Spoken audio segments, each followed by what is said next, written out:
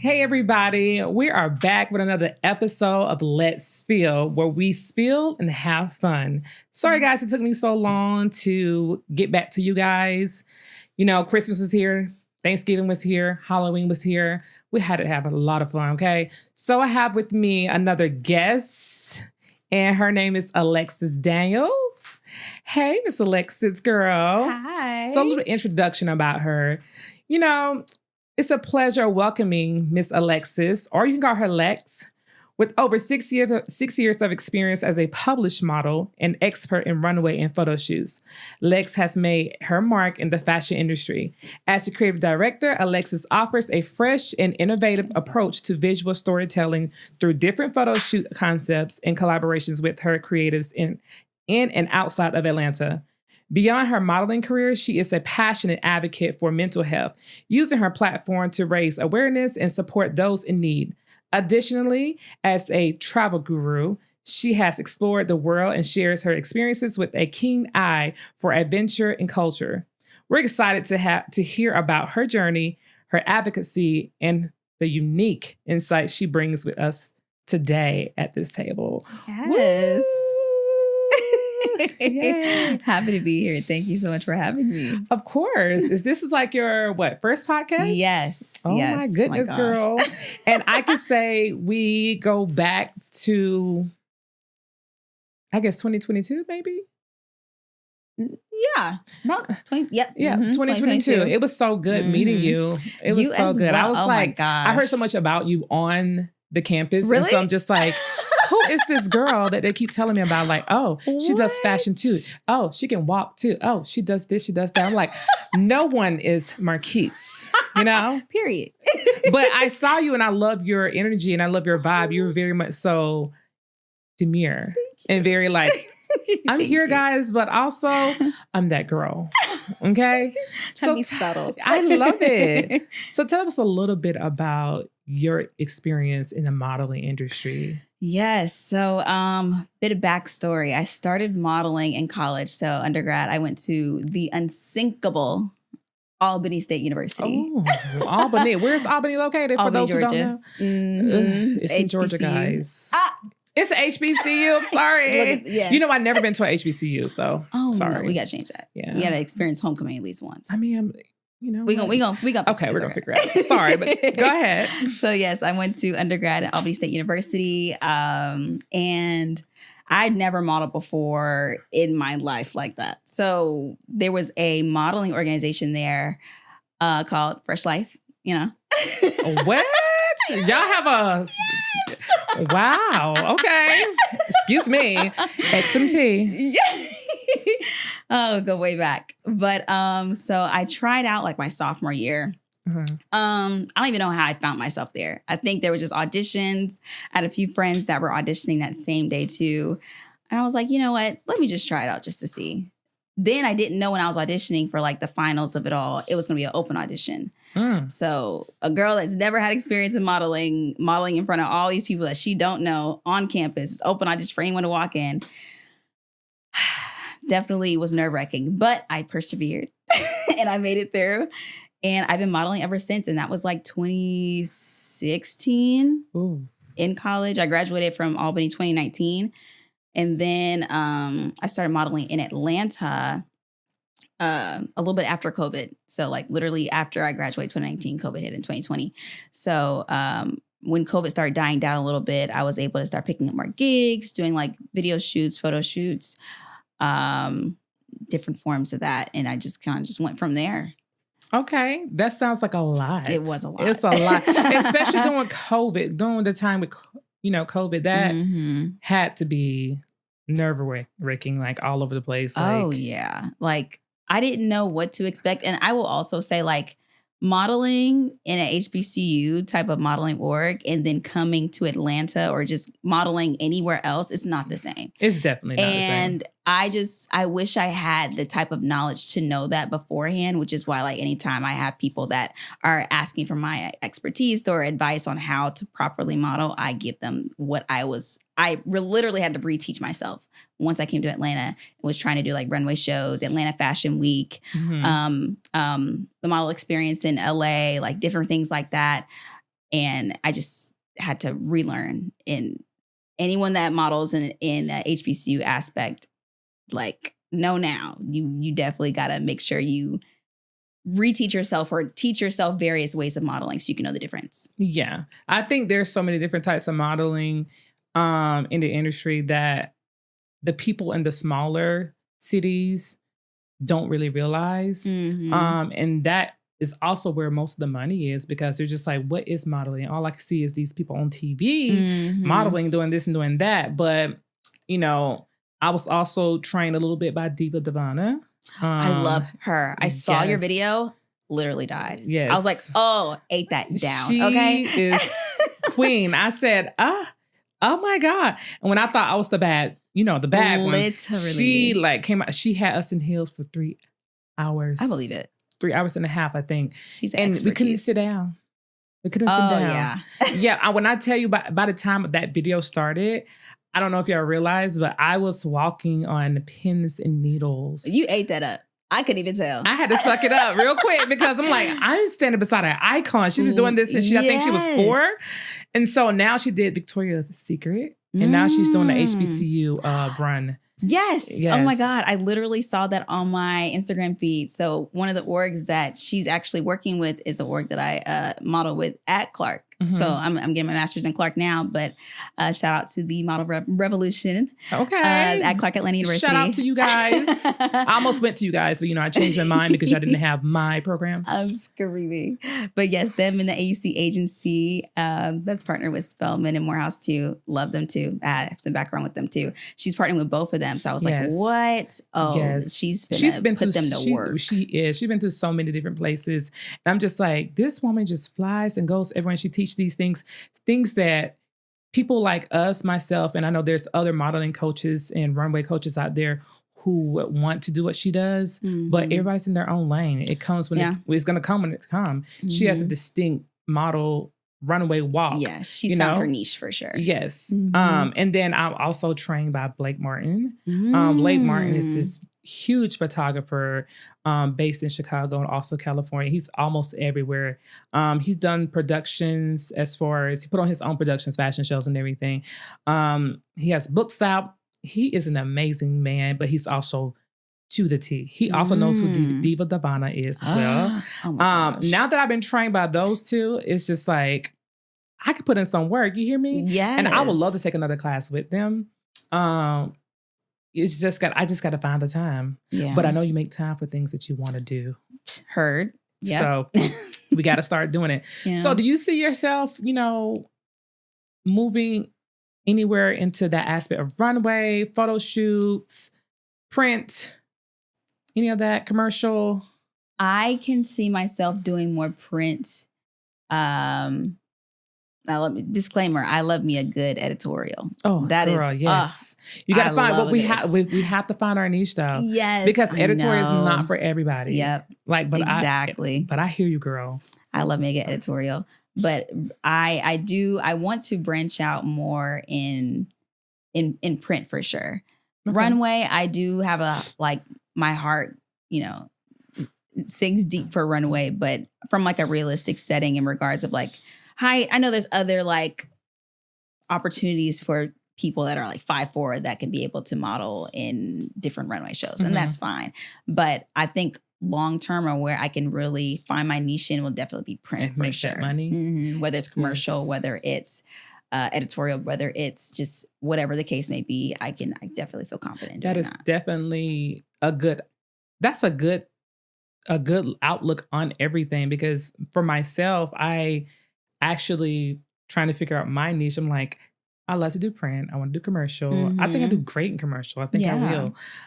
Also, but I love runway. I love it. Even though I found out from, what is her name? Oh my God. She is a 90s supermodel. And I saw her at this convention called ModelCon. It is a lovely thing. I think everyone should take a look at it. And if you want to be a part, reach out to me and I can send you to, Fatima is her name. I love her. And Christopher Pollard. Okay. But they teach you all the ins and outs of modeling, the logistics of it as well. And you get to graduate from this actual program that they have for us. Nice. It's lovely. I love it. Okay. But she's a 90s supermodel, and do not get mad at me. I'm sorry, guys. I did not remember her name. But she told me that for me, it'll be confusing. I cannot say, oh, I can walk in hard bottoms and I can also walk in heels. They're like, wait, it's confusing. 1 minute you want to do this, you want to do that. And the fashion world doesn't need to be confused. So she said I need to pick either or. I'm like, I feel more comfortable walking in heels, you know? And it's very much so needed over in Europe rather than America. So people like me will do better over there. Really? Yes. And I'm just like, wow. Like it was like that small time actually talking with her. She taught Kendall Jenner, got to her where she was. Amazing. Yes. Oh, wow. She has taught Kendall Jenner. That's why Kendall Jenner walks the way she walks because of her. So I'm just like, oh, this woman. Wow. This beast. So it's so many people, Blake Martin, her, Diva Davana, ModelCon. Like I have so many gems I have put inside this jar. And I just put a lid on it. Yeah. I'm still trying to figure out what I need. Mind you, I have already applied to agencies to see if I can, be booked or chosen for that one. I only chose 2 at right now anyway. But putting a lid on something that doesn't need to be put on because this is your passion. I don't know why I did that for. I didn't shelve it. I just put a lid on it for right now. Like, let me just put a lid on it right now. And I feel like it's okay to take the reins and be like, hey, let me get myself together. Yeah. So yeah, that's the only reason I was asking, like, where you see yourself as far as modeling career, and do you think is it realistic for you? You think? That's a good question. Honestly, I feel like when it comes to modeling or anything that you're passionate about in general is as realistic as you make it to be. In regards to long-term goals that you want to set for yourself, I feel like I honestly took a step back from modeling because of school, because of the career path that I'm going on in regards to like psychology, being like a mental health advocate. That's been like at the forefront for me. So I do see that modeling is possible for me in my future. It's just, I had to, like you said, put a lid on it, basically, just to set it back a little bit. But I just don't want to put myself in a position where the lid is basically on it and it's collecting dust. And at this point, like, just putting it back. And then I never pick it back up again, So that's kind of where I'm at the conflicting section of my life right now, trying to just figure it out. I agree because I feel like people like us aren't we're not as lucky as those who maybe come from money or they have a job who has like a lot of money coming in where they can supply their dreams. Yeah. We have the car, which is our dreams, but we don't have no gas to put in it, which is the money to even supply that dream. Yeah. So speaking of mental health, how is your mental health since this new year has started? My name is Alexis. I feel. Yes, my name is Alexis. I feel cool, calm, and collected. Yes. The check-in. Right, the check-in. Those of you who know. Exactly. But honestly, mental health check-in for real, I feel content. I feel, not gonna lie, that how 2024 ended for me was definitely a little rocky. But I ended up taking a spontaneous trip. I don't think I told you. I took a spontaneous trip to Africa. Right. My gosh. Yes. And it was the best trip of my life. Was it? Oh my God. Did you was it a sigh of relief? Like everything has been lifted once you got into that atmosphere of Africa? Or did you, when you touched the ground, was it just like everything just dissipated? It was like, everything was so fast paced. So, also shout out to that Travel Social. That's the group I was traveling with. So it was like a solo trip, but still with a group as a whole. Literally I got there like New Year's Eve night. I was there for like almost a week. Got off the plane, went straight to go hang out with everybody else. And the time difference is crazy too. It's like 7 or 8 hour like time difference. Oof. So had to deal with that. So it could be nighttime here and literally in the evening there. So, but straight off the plane, I was just I was so excited to be there, but it was nighttime at the time. So all I saw was the lights, but it was so many hills and mountains.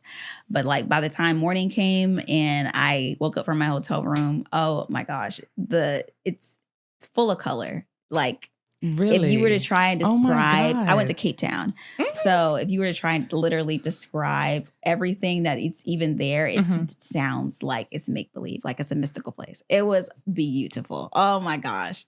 And you stayed there a whole week. A whole week. Like I'm smiling just talking about it because that's how much fun I had. Worry-free and stress-free. I always wanted to go to Africa. Oh my gosh. I only want to go please. because I did my ancestry and I found out Oh. I have Mali, which is West African, Oh. in me. Somali, excuse me, that's what it was. Somali. Okay, okay. I think that's what it was. And I always wanted to go, but I also been heard stories about people like me over there, and I'm just like, I don't know how true that is, but I also don't know how true it's not, Mm-hmm. and so it kind of deters me from going there, if that makes sense. No, I was not even aware of that. Honestly, I feel like even if you like Cape Town in itself, I think that could be a good place to start. I feel like it'll be a safe place to start. Like literally you're by the ocean, but in the mountains, they have a tabletop mountain is there. Beautiful mountain. I feel like maybe Cape Town does not cater to people like me, but they welcome people like me. Mm-hmm. So hopefully, because I thought the same thing about Jamaica, which is somewhat true, but I still went. It was a humanitarian job. I went with, her name was Rebecca Waugh. She's also from where we used to work, you and I. Okay. And she's a doctor, Dr. Rebecca Waugh. Yes. We went over there on a humanitarian ordeal, supplied a school with a bunch of school supplies, Amazing. clothing, food, all those things. And I enjoyed myself. I truly did enjoy myself. Went to my first concert out there and I saw Beanie Man's daughter. I saw Safari. I was like, all these people, I'm like this close. But I also had a mask on my face and, I'm more feminine presenting. So it was very scary at the same time. I feel like had she not been there with me, it would have been a different story, if that makes sense. So, it's just like you live and you learn. At the same time, you never should travel anywhere foreign by yourself. By yourself, yeah, so, for sure. So mentally, mentally, I feel great. 2025 is off to a great start. Yay. I loved Africa. I will go back again. I didn't get to do everything that I wanted to, even in a week. It was still more that I could have done. I didn't get the chance to do. They have like a penguin beach there. A painted beach? No, penguin. They have penguins? Yes. I was like, what? That's heat, right? Yes. They're heated penguins. Even that's not a thing, y'all. They have heated penguins. Yes, they have a whole penguin beach. They're like black and white penguins that just waddle around on the little beach. I'm like, oh my God. Can you touch them? God. If they let you. They just live there. Oh. It's not even like a enclosed zoo type of thing. Oh, okay. So I only asked it because some people I don't care. There are geese here, but you cannot hurt them over there. Yeah. No, I didn't even try to touch any of them. But like you can go whale watching. They have whales that come out like during like whale season. Hang gliding, paragliding. You can hike up Tabletop Mountain to see the sunrise. It seemed like you had a whole reset. A whole decompress. I'm telling you.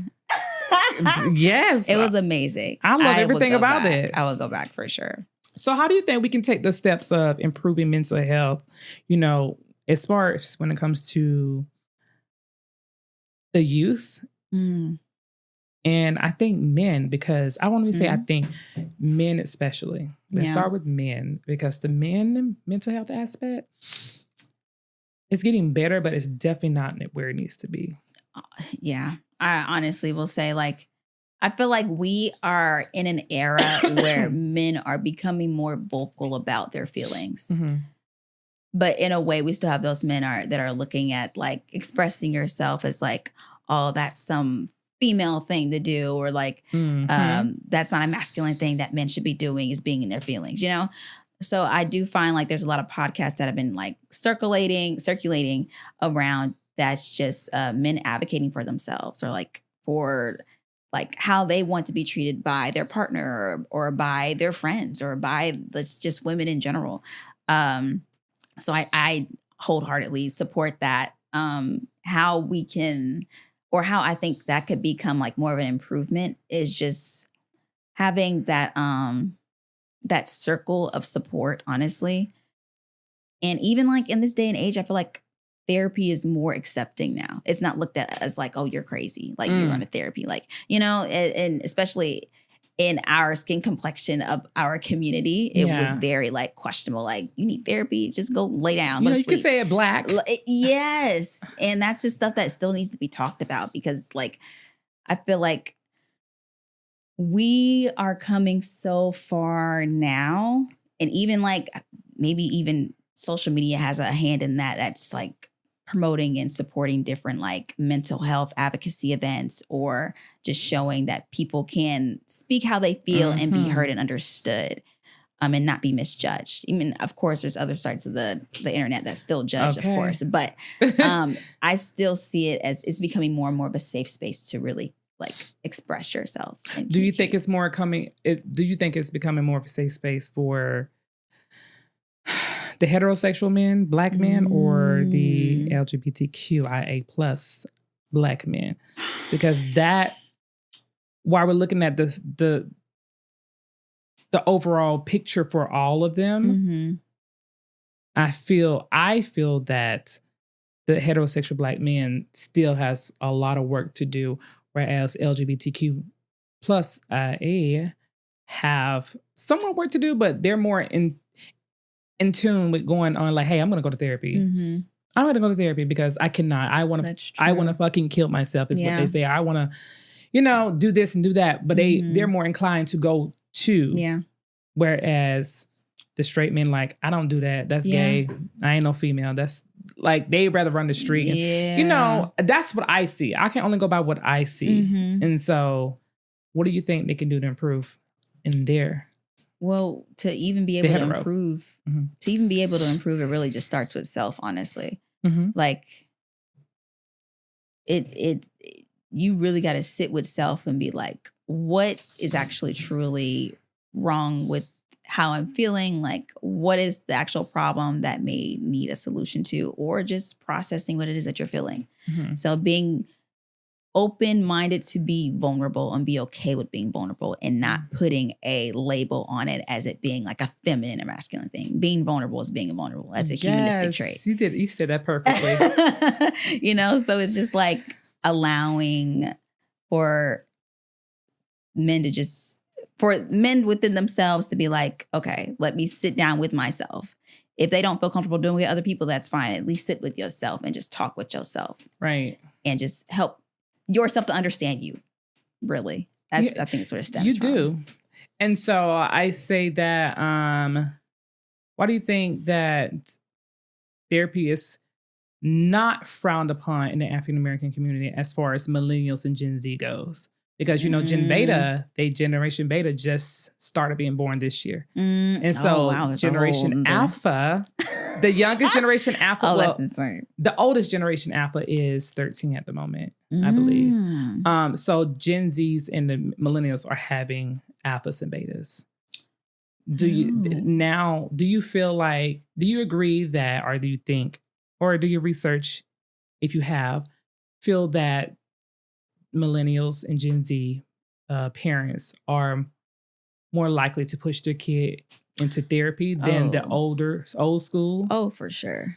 Yeah. Why is that, you think? I do think social media has played a part in that. At least like I can only speak for myself on what my feed looks like. And I know like everyone's feed is like accustomed to however it's best for them. But for me, I have a lot of like people that advocate for themselves, people that advocate for others that may just need that extra support and uplifting. Yes. So it's like they didn't have that for like my parents or for my grandparents. Right. It was more so of they were still trying to get through their own trials and tribulations of what they had going on that was with the family internally.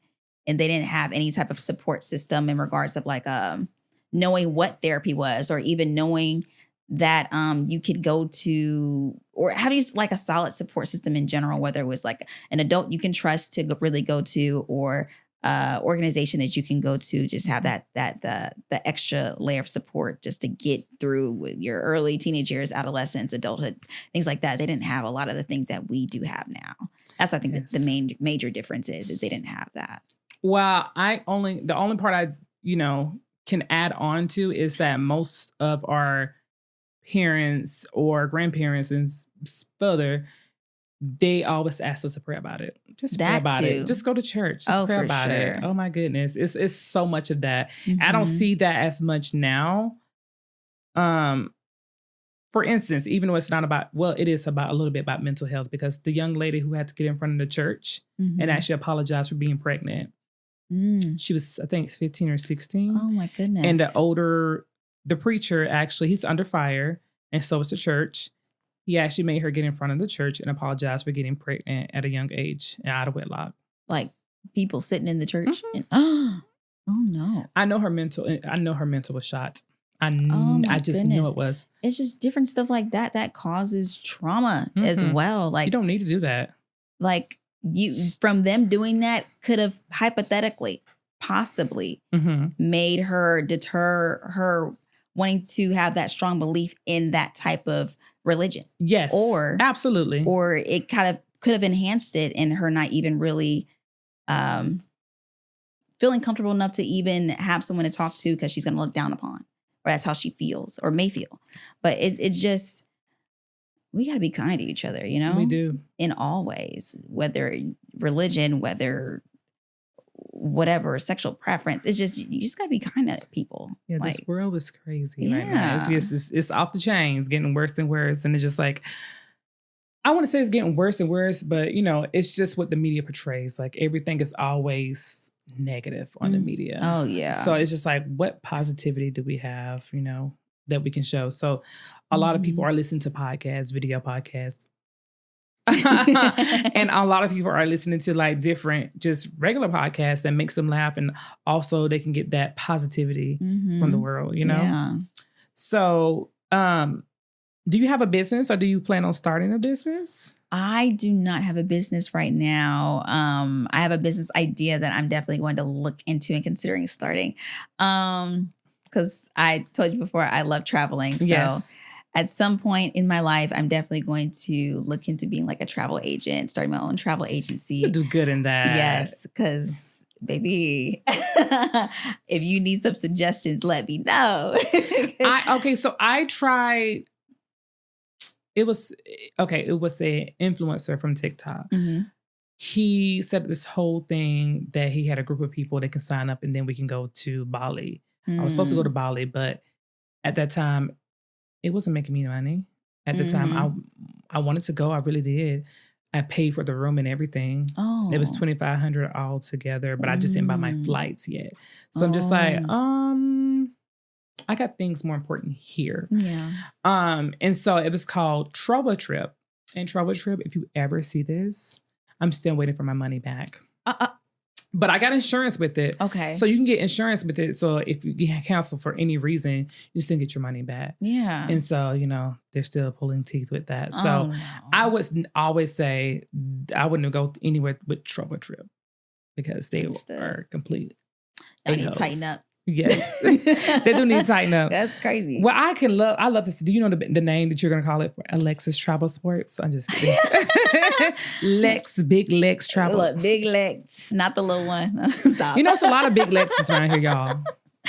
Oh my goodness. But I think I have an idea. Not quite sure yet, but you're going to be the first to know for sure when I figure that out. Oh, you're going to get that little text message, y'all, and be like, oh my gosh, she was so right. Okay, well, I definitely will love to see that. And I feel like you can be a consultant too. I told my best friend, his name is Cameron. Cameron, you're watching this. Love him so much.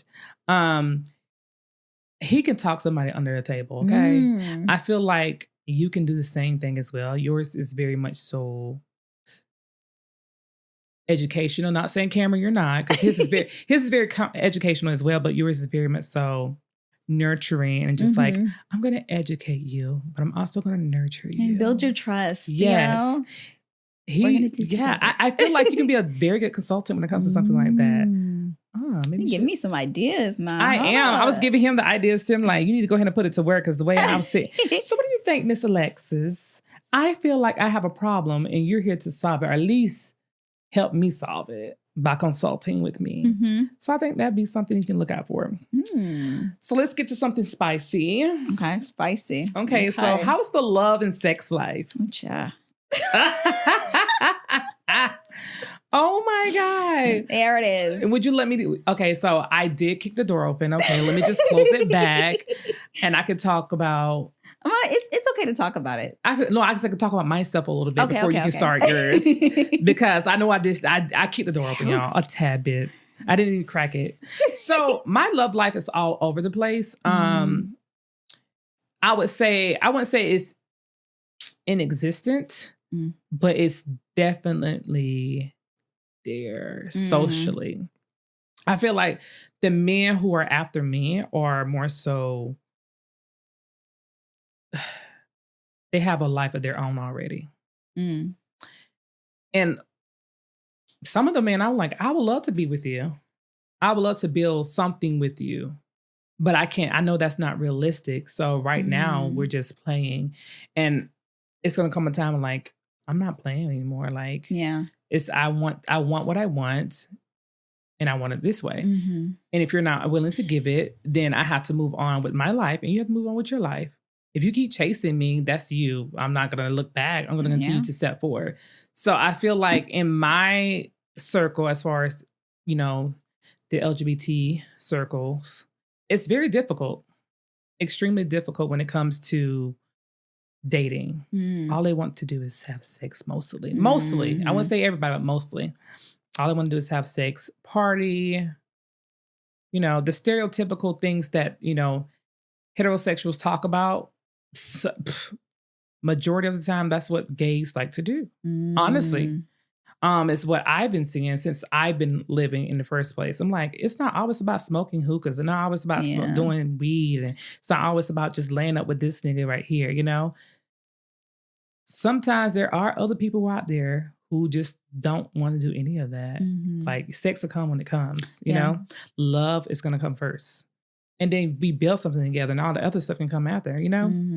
But I haven't dated anyone in Atlanta yet in the LGBTQ. Is it something like holding you back from doing that? Or is it like just haven't found like the person to? I would say, look who's interviewing me. So I would say for me, it's more so of trust a little bit. I have to have some type of connection with you. Yeah. And some people, like, you know, sometimes I feel like it's okay to sleep around. Of course, protection, okay? But it's okay to sleep around hearing, you know, when you have that person, like, oh my God. But I can't sleep around with anyone if I don't have some type of connection with you. Yeah. It has to be something. So I can know that it's real or something like that. So, yeah. Okay. What about you, girl? Well, dating in Atlanta is a bit of a struggle. I'm not gonna hold you. That's an understatement. Oh my gosh. I've been out on dates, met, you know, nice young men, but it's just be careful, they're watching. It's okay. They already know this. It just has to be really something that really reels me in. Like, definitely I become attracted to someone definitely from their intelligence, from what I feel like I can learn from them, and vice versa. Like, sapiosexual. Yes. Oh God. Like, I don't even know how to describe it. My dating life right now is really just me exploring, but I've decided to take a bit of a step back and start dating more of myself. I'm not going to even lie to you. Ooh, how does that look? Dating yourself? Yeah, dating myself. Self-caring, that's all? That's what you're doing? More so of like not sitting around like hoping that this guy does this for me and that how he should know to do this and this for me. More so just treating myself to things that I expect from myself. So. Oh, you said that. You said that because I would never think. I've been doing that. I'm dating myself. Y'all, all right. Those girls. It makes a major difference of what I've been learning about. Even like learning myself so far, I feel like we're always, growing, evolving. You're learning a new version of yourself as you're getting older. So it's like what I'm learning more about myself now in the dating scene is just like, I'm tired of the games. I'm tired of you got to be the uncertainty from people. It either is or it isn't. If I even have to even second guess, I have a question or a raise of an eyebrow, it's not working. So do you want it perfect or close to it? Not only want it perfect, I want you to know what you want. That's what it really is. I want you to know, like, do you want me? Do you not want me? Do you want something serious in me? Or are you just trying to be kicking it and whatnot? Look, I'm a grown woman. I can handle it. Maybe I want to kick it too. That's fine. Maybe I don't. Just let me be the decision maker of that as well. Just honestly communicating. I think Mariah the Scientist had like a come on, Mariah. Yeah, she had I saw a video online of her like describing like how if a man would just really just be honest with a woman about what it is of their intentions, you never know that woman may be on that type of time or she may not be. Do you think that's true?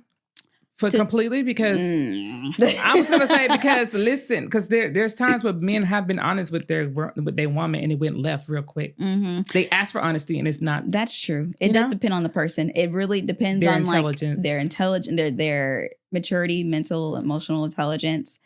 And if they're really capable of doing that, like it's like you got to be able to hold yourself accountable. Like you got to be able to put yourself in check. Like, of course, we all have emotions. We're going to feel the feels.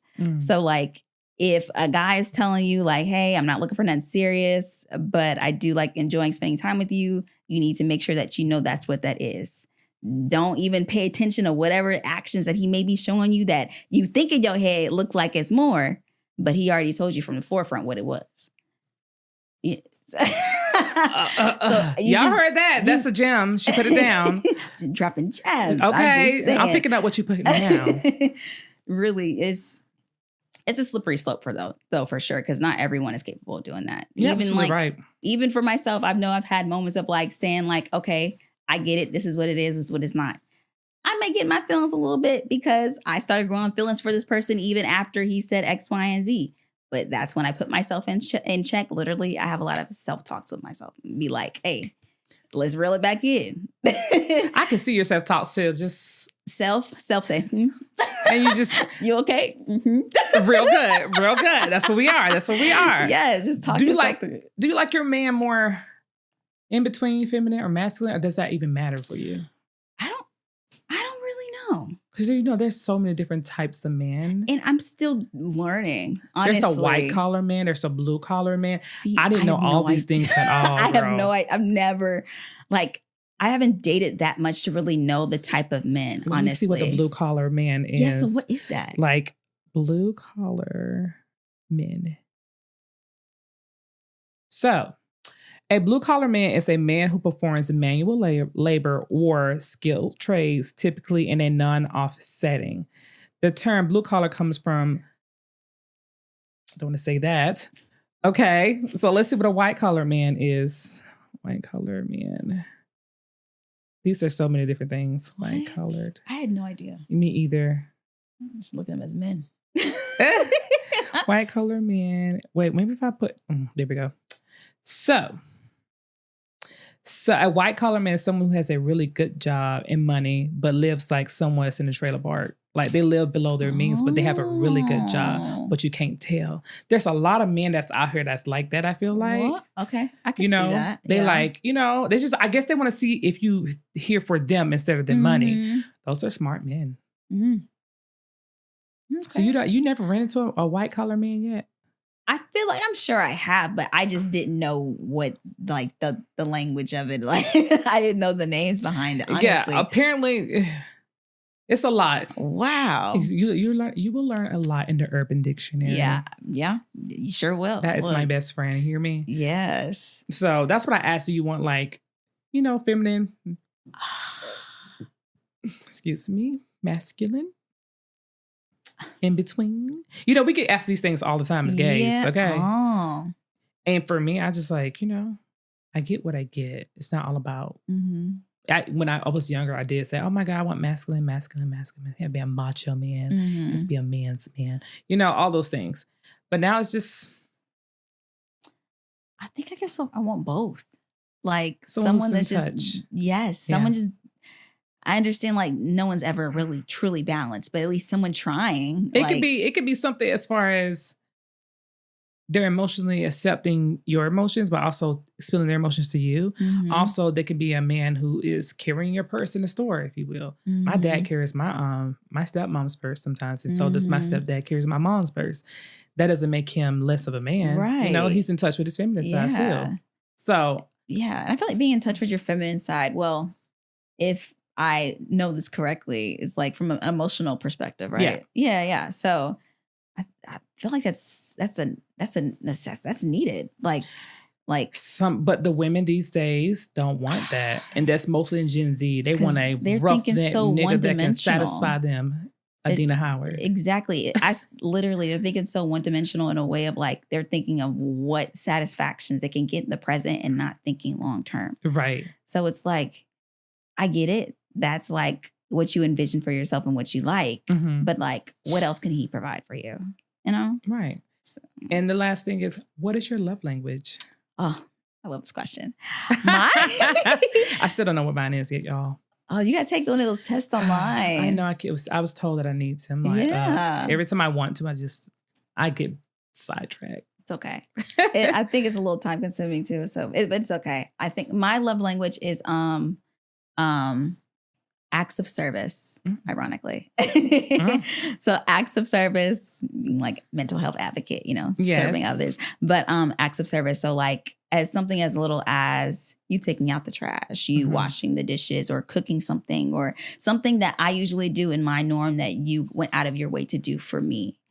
It's like top tier for me. So like my order of love languages would be acts of service, words of affirmation, physical touch, gift giving. I think I'm missing one more. All right, boys. She don't want to be touched that much. It's number 3. So don't be touching on her too much. You gotta touch me up here mentally before you can even like take off. Oh my goodness. I don't want you to meet I don't want you to meet an Einstein because you're gonna fall in love head over heels for him. Oh my, because he's gonna be so smart. Goodness. Well, like I said, I wouldn't even know what my love language is yet. So I guess I'll take that test whenever I can. Wait, well, one thing I will say is someone told me on, they said, usually your love language is something that you did not get a lot of as a child. That'd be like your top one.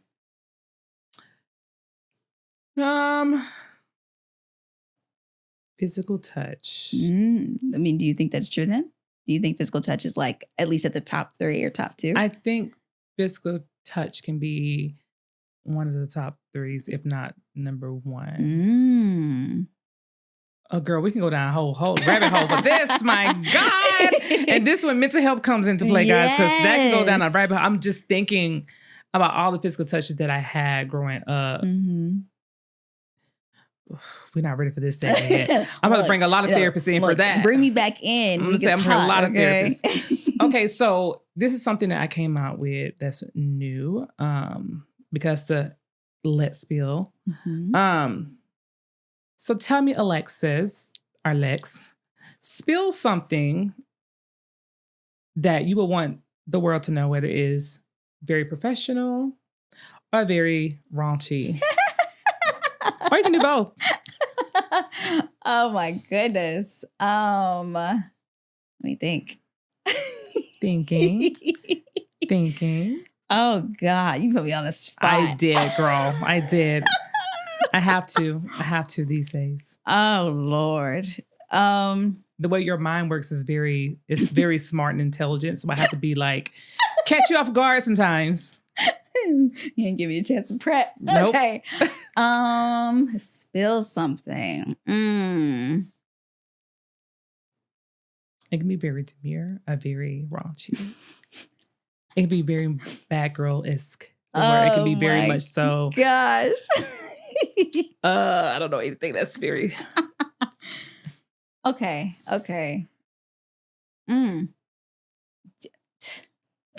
And it doesn't have to be personal if you don't want it to be.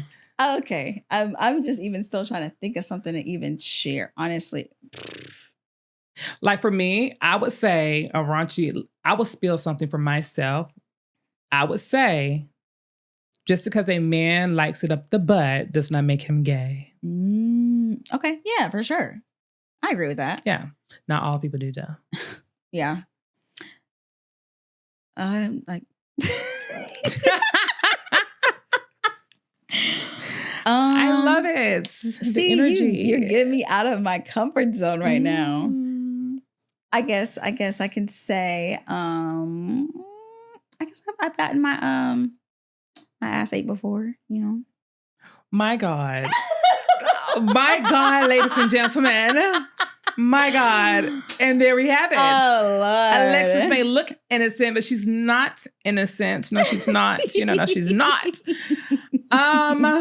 Yay. Oh, I bet that was a good gosh. time. I was surprised. Really? Did not expect it. It just randomly happened? Yes. No warning. My God. Like, oh, I'm not mad at it. Well, I do know someone who, kind of passed gas in somebody's face. He passed gas in somebody's face. When she was the girl, she was like, yeah, he passed gas when he was squatting over her face. Oh. Yeah. I was like, what? She was like, oh my God, I pushed him so hard. I know he was embarrassed. You know who you are out there. I know he's embarrassed. I didn't say your name, but I told your okay. business. It's okay. Yeah.